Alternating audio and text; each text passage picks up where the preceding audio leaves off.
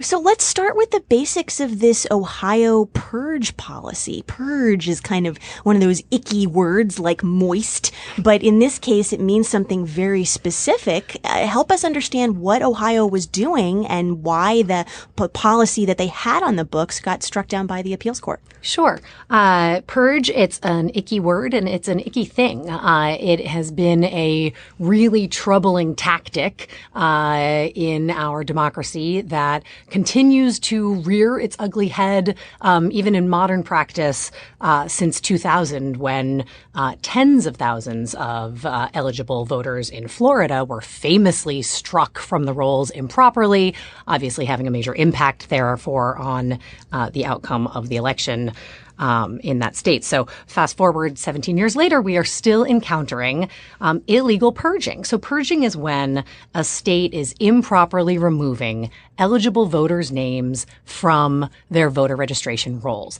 And of course, in every state except North Dakota, people are required to be registered to vote in order to cast a vote. Lots of states have same day or election day registration where people can actually register to vote and vote on the same day. But many states require you to be on the list for a long time, beforehand. The problem here is that when states engage in this kind of illegal purging, you can be an eligible citizen who has been on the voter rolls for decades, always voted in the same precinct. Maybe you miss a couple of years, you show up at your precinct to vote, and if they don't find you on the voter registration rolls, you are unable to have your voice heard in democracy, frequently unable to cast a ballot that will be counted if you have been improperly purged from the rolls. And part of what makes this Ohio purge policy, that's kind of fun to say, horrible and icky though it is. But alliterative, and maybe that's why I like it. But this Ohio purge policy, what makes it so beyond the pale is that you could have actually voted in the most recent presidential election 4 years ago and still, under this policy, be subject to purging such that you wouldn't be able to vote in the next presidential election because they decided, in their infinite wisdom, I'm sure, that not having voted for 2 years is enough to take you off the rolls. What's going on there? What do you think the real motivation in this kind of a policy is? Well, and what I'll say is they're saying that if somebody becomes an inactive voter or hasn't voted in that federal election cycle, they will then send mailings to your home. So that is actually known as a practice of voter caging, because you're really using something to say, this is, we're going to follow a process that then results, because you haven't voted, this is resulting in us removing you from the rolls. But there are all sorts of reasons why somebody might not respond to a piece of mail. Just life being extremely busy might be one. And this probably isn't a good time for me to admit publicly and on the air that I may have missed jury duty twice because I didn't open the things and put them in the table of stuff, and oops, life happened, and whoops, right? I think that is an excellent example. But the point is, if you then show up at your polling place and whoops, life happened, you didn't respond to a mailing, your name may no longer be on the voter registration rolls, even at a place where you voted for many, many years before. And this really hits a lot of low-income people. This really hits a lot of communities of color. In Cuyahoga County alone, approximately 40,000 individuals were unlawfully purged in this period of time merely for choosing not to vote.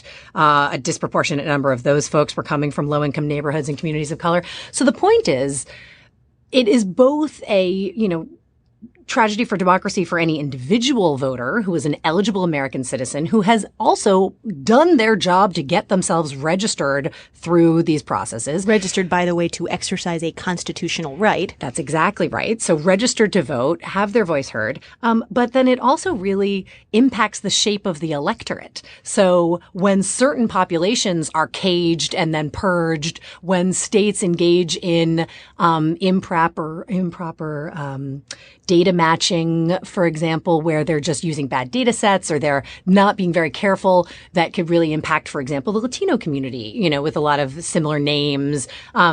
So it ends up really distorting the population of eligible citizens that are able to vote, and it's really constraining the power of those communities in our democracy when one by one people are being taken off the list and really voters are being suppressed. So the officials who support and are proponents of this purge policy in Ohio, they claimed at the time that it was about keeping voter rolls, quote, current and accurate.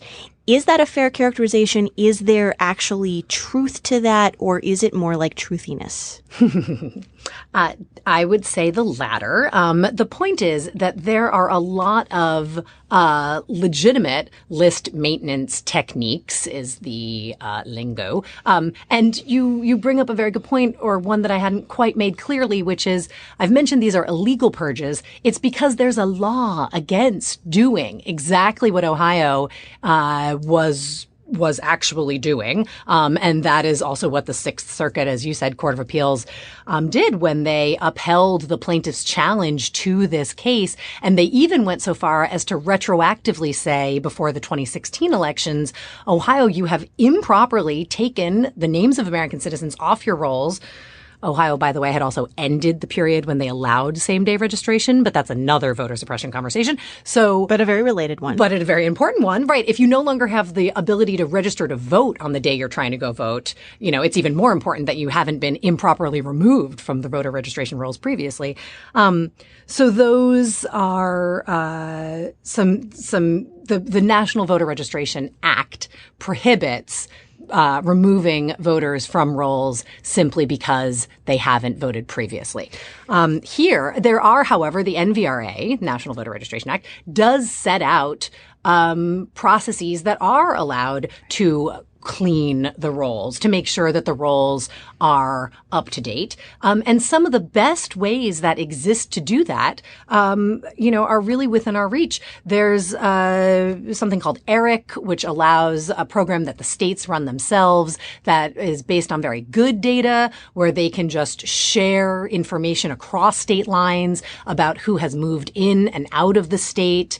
If a voter has found to have registered in another state, that information can be shared back with the initial home state, and that would be an indication. And then in that instance, they also send mail to people that they learn have moved into the state to offer them the opportunity to register to vote. And then the clearest and strongest and best way to really modernize our voter registration systems in this country is through automatic voter registration. Oregon, first state in the country to adopt it in 2015. They launched it for their 2016 elections, and we have seen absolutely phenomenal impact in terms of increasing the population of Oregon voters that are registered, and in fact the participation rates as well. Oregon in the last election having the highest percentage of voter registration and highest percentage of turnout in their history. And we're about to come out with a report actually about showing the real